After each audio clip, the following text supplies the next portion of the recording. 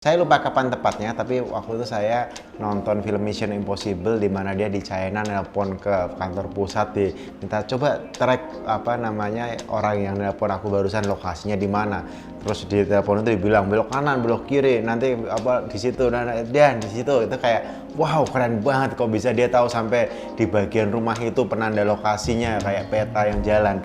Dan sekarang kayak jadi waktu itu kayak basically kan saya seorang traveler dan nggak ada Google Map sehingga ketika kemana-mana benar-benar pakai peta gitu, benar-benar kayak ini ke sini, itu ke situ dan seterusnya. Belum ada Traveloka, Booking.com, Airbnb sehingga ketika mau pesen hotel nelpon kemudian ataupun langsung datang nanya ada kamar kosong nggak, kalau nggak ada kamar kosong ya tinggal ke sebelahnya dan seterusnya sampai akhirnya dapat kamar. Itu basically yang dulu terjadi bagi orang-orang yang di atas saya, senior saya umur 50-60 mungkin lebih ngalamin lagi hal-hal seperti itu.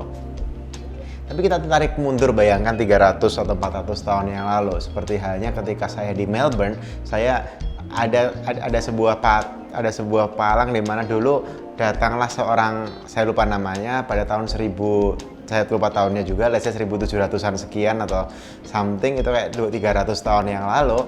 Itu kayak something yang kita mungkin nggak kebayang gitu, bahwa oh dulu tuh harus segitunya untuk kita melakukan perjalanan.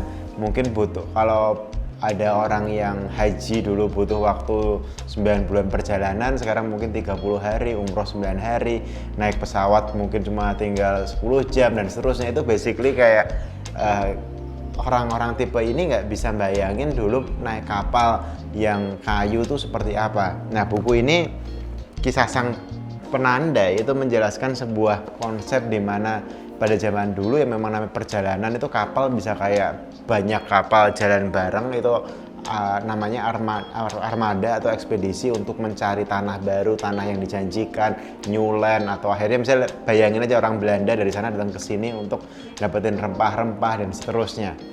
Itu adalah perjalanan yang lifetime journey biasanya di saat itu, karena memang sekali jalan bisa kayak 2-3 tahun perjalanan sekali jalan ya, di tempat tujuan bisa 3 sampai 7-10 tahun let's say, terus balik lagi 2-3 tahun, jadi balik ke kota asal bisa 15 tahun kemudian.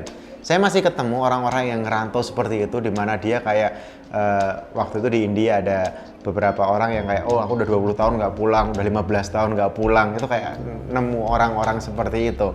Dan banyak juga orang-orang yang ngerantau kayak gitu, model pantang pulang sebelum menang, sukses dan berhasil gitu. Itu kayak perantau sejati. Tapi basically di zaman dulu mungkin komunikasi jauh lebih sulit. Sekarang masih bisa WA, telepon dan seterusnya.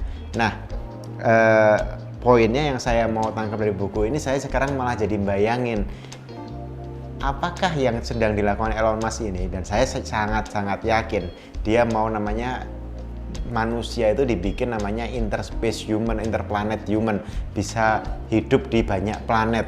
Sekarang disebut sebagai sebuah yang aneh, sebuah yang kayak nggak mungkin, nggak masuk akal. Itu mungkin sama kayak 500 tahun lalu mungkin ketika dia berpergian mau aku mau ke benua lain gitu, atau jangan kan gitu, mungkin ke pulau lain aja mungkin agak pusing zaman dulu. Tapi basically orang-orang Viking dan seterusnya itu kayak lebih jauh lagi, mereka sudah berhasil pindah tempat tinggal saat itu. Nah, sehingga yang saya lihat, saya bayangin 300 tahun lagi mungkin ya, yang namanya kalau kita bayangin 300 tahun lalu orang dari Inggris atau Belanda mau ke Indonesia, mungkin itu perjalanan yang panjang sekali.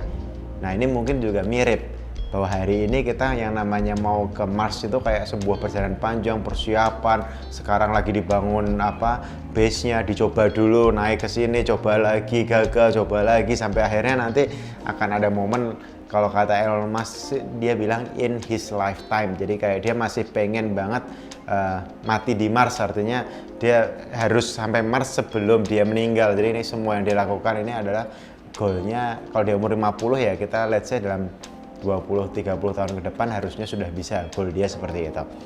Nah, kalau tambah 100 tahun atau 300 tahun, saya kepikiran kayaknya, dan bahkan saya yakin kayaknya ke Mars itu bisa jadi kayak kita sekarang ke Eropa, hanya tinggal naik pesawat kayak 20 jam kemudian sampai. Kalau dulu kan harus kayak bulan-bulan bertahun-tahun lewat Afrika Selatan karena belum ada terusan Suez dan seterusnya. Itu kayak yang menarik sih untuk melihat masa depan kita.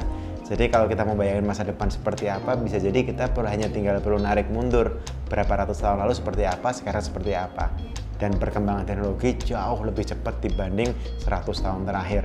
Jadi kita nggak pernah bisa nebak kira-kira 10 tahun ke depan akan seperti apa, 20 tahun ke depan akan seperti apa. Jadi stay relevan. Thank you.